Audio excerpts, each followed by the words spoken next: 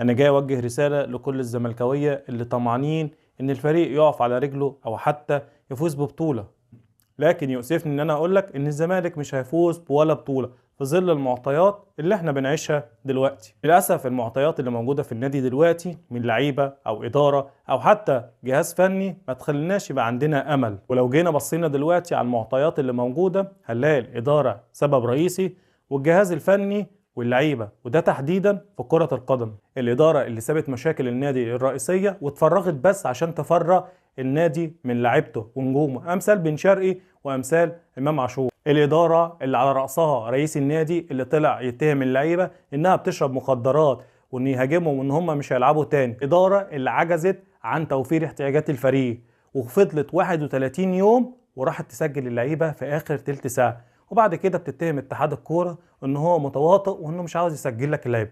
وانت حد قال لك ان